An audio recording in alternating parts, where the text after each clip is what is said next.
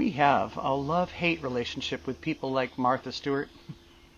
We feel a certain kind of way about those who make a product out of having it all together and serving the best meal in the most affable of environments.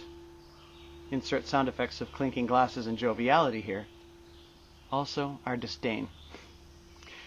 And while Martha Stewart and others like her work in an industry with the name hospitality, it isn't about what kind of party we throw, but that we throw a party at all. Hospitality occurs when we have a reason to allow those not necessarily part of our inner circle to become like family for a time. Hospitality makes the world shrink as we include greater and greater numbers of people into our individual tribes. The world shrinks as the tribes increasingly overlap. But what is the function of the life practice of hospitality in our daily lives?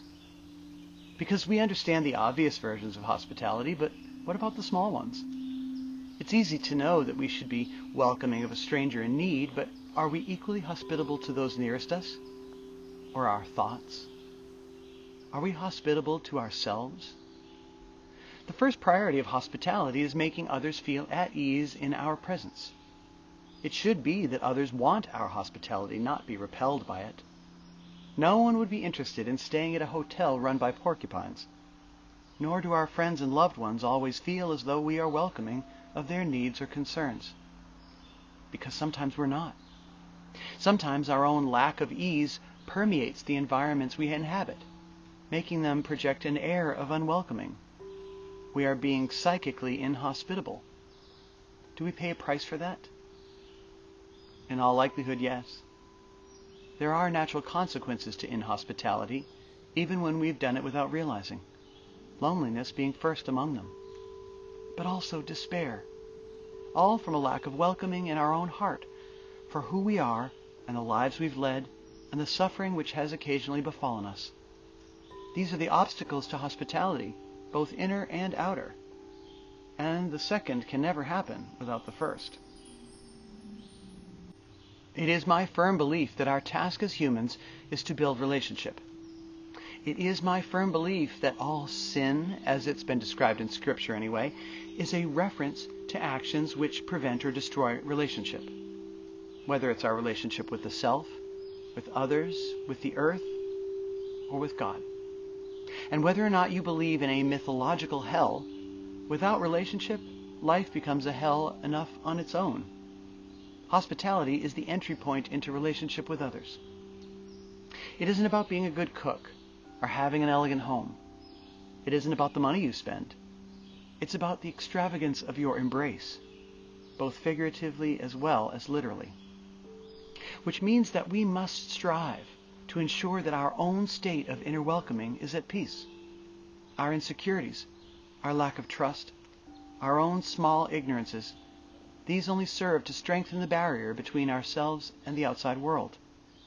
Even when we want to throw a party, no one comes. And those who do are there for their own reasons. Reasons which are not necessarily in our best interest. Hospitality has no jurisdiction here.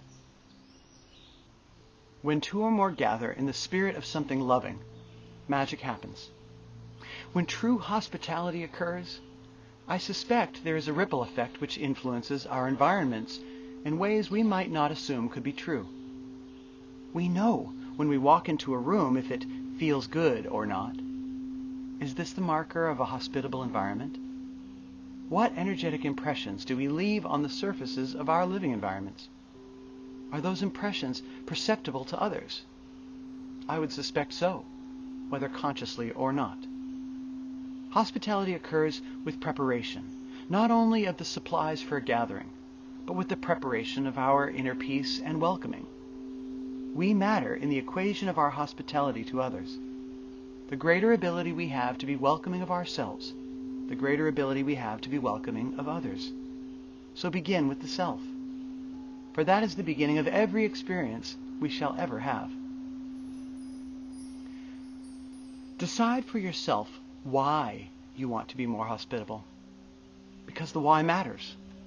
The why is the fuel in your tank. Some fuels are better for our cars than others, and diesel won't work in a gasoline engine. So understand the reasons why you wish to be welcoming of others. There are secrets in that. There are opportunities to understand some of the more subtle obstacles to our own hospitality. Emotional baggage left over from the past that might make us feel as though we must live up to a certain standard of hospitality, which, in reality, is more about quieting our past trauma and achieving the acceptance of others at all costs than it is about welcoming. Hospitality is a struggle when we have something to prove, and it doesn't feel very good to those we are welcoming when our expectation is that they validate our existence in exchange for an over-diverse cheese platter. Despite all that I've just said, the reverse is also possible. It should be that when we're afraid of the outside world, we can deliberately counteract that by welcoming the outside world in.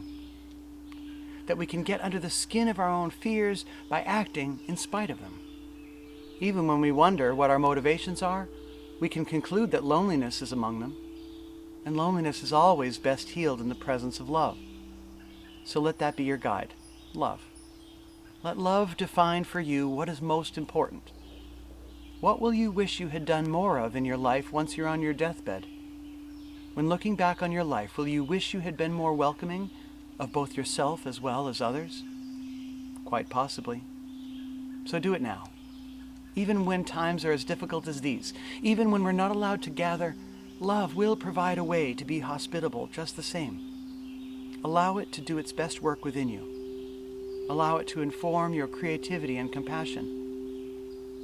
Picture a door being opened and only the wonderful occurring.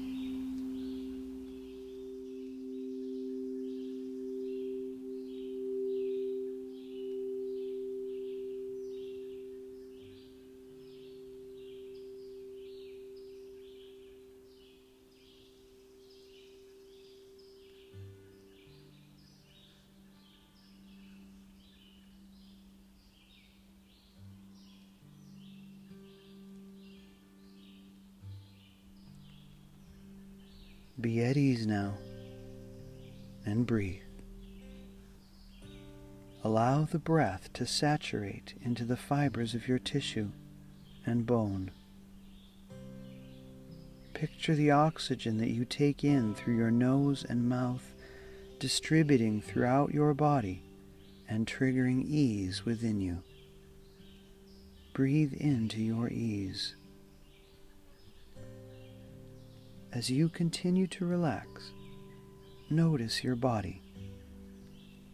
Don't try to change it, just notice it. Notice any slight discomforts you might have, a soreness here or an ache there. Or perhaps you're noticing that you have no pain or soreness anywhere. If so, give thanks for that. But do give thanks for any part of you which feels good right now. Allow the breath to fill your entire body with each inhalation and each exhalation. Feel your entire body expand and contract ever so slightly. Breathe into your ease.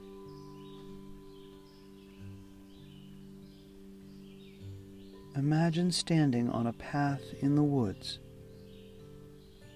The path is pleasant, and the breeze is smooth as it glides around you.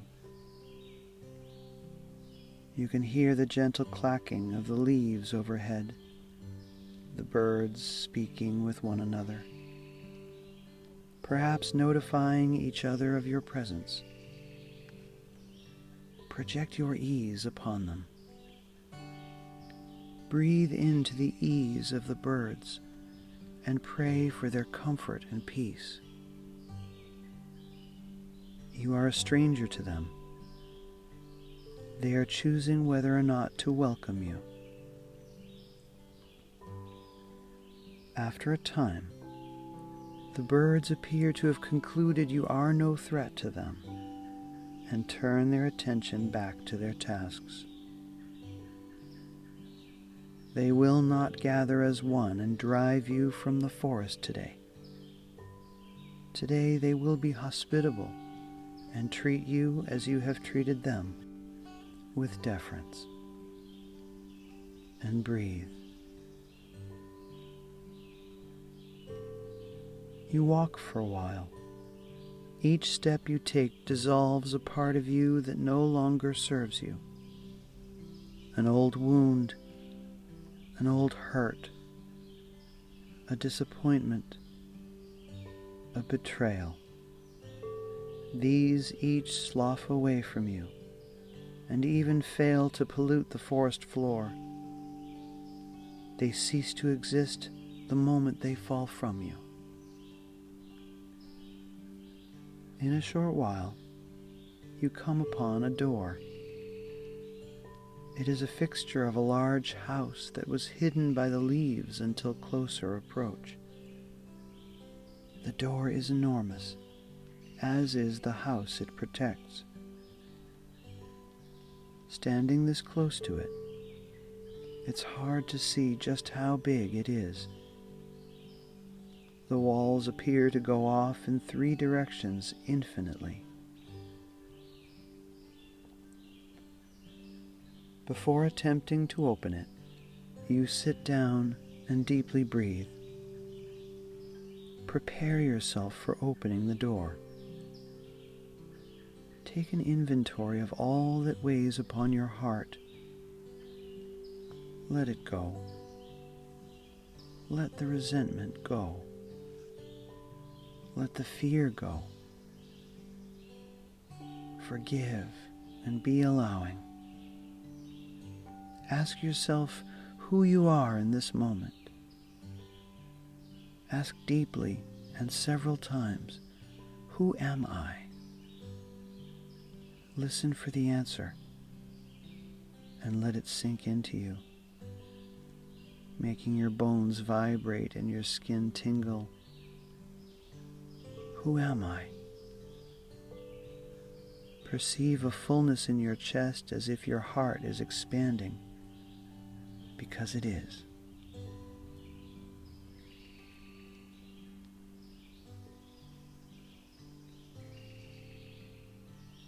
As you contemplate, it suddenly occurs to you that this may not be a door which enters, but exits. It suddenly occurs to you that you may be the one on the inside, the one in a position to be welcoming. When you first approached the door, you thought it was you who would seek to be welcomed. But now you suspect that the host might be you. As you approach to open it, no longer bothering to knock on a door that you feel is your own, you give silent thanks for having the means to be hospitable, for having the stamina and grace to approach your own inhospitality and taking steps to soothe it. Give thanks for grace and benevolence. Give thanks for the door. Take one final breath and open it. The mission is now accomplished. Life will flow both in and out of the door you just opened.